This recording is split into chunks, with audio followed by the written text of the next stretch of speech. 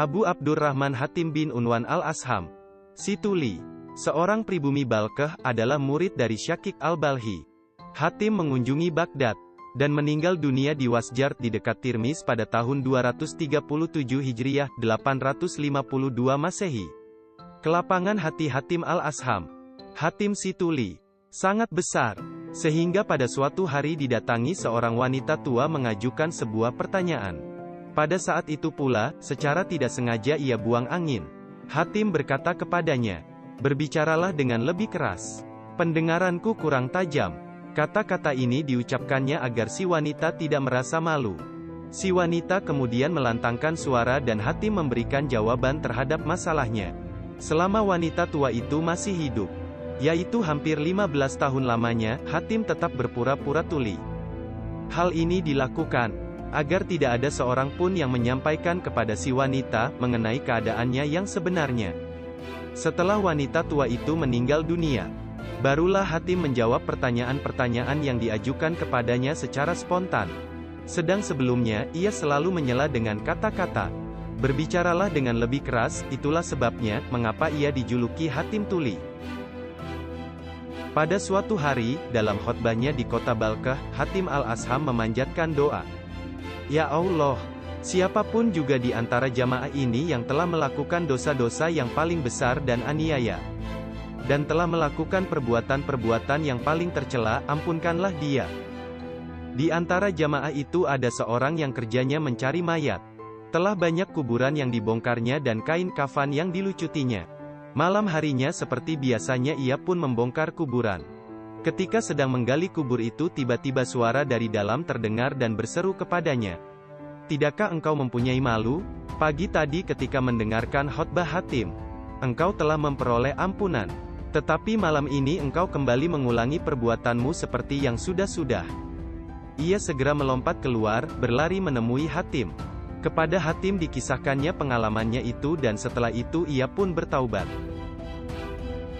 Sa'ad bin Muhammad Ar-Razi mengisahkan, "Telah bertahun-tahun aku menjadi murid Hatim.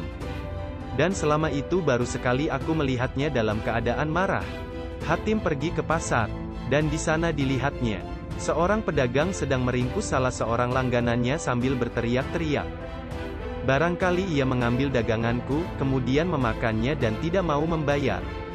Hatim segera menengahi, 'Tuan, bermurah hatilah. Aku tak sudi bermurah hati. Yang kuinginkan adalah uangku sendiri,' jawab si pedagang.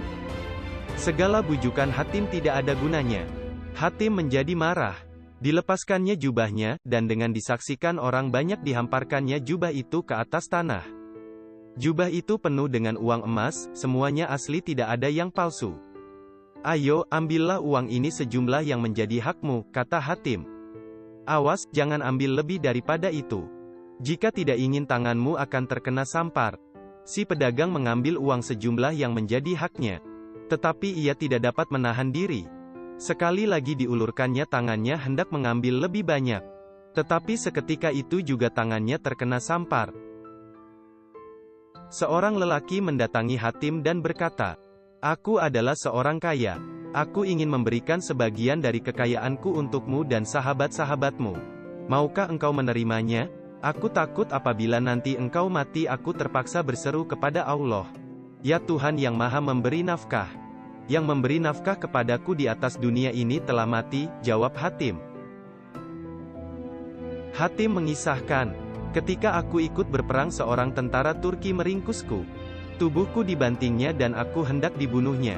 Tetapi aku tidak peduli dan tidak gentar. Aku hanya dapat menantikan dan menyaksikan apa yang hendak dilakukannya terhadap diriku. Ia sedang meraih pedangnya. Ketika sebuah anak panah menancap di tubuhnya dan ia pun jatuh tersungkur.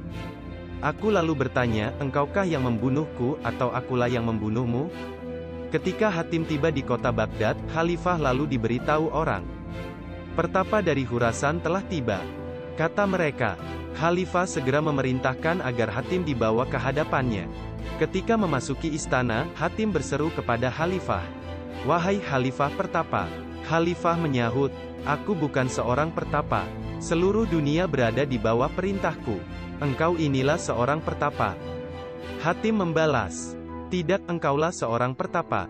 Allah telah berkata, "Katakanlah, sesungguhnya kenikmatan di atas dunia ini adalah sedikit, dan engkau cukup puas dengan yang sedikit itu.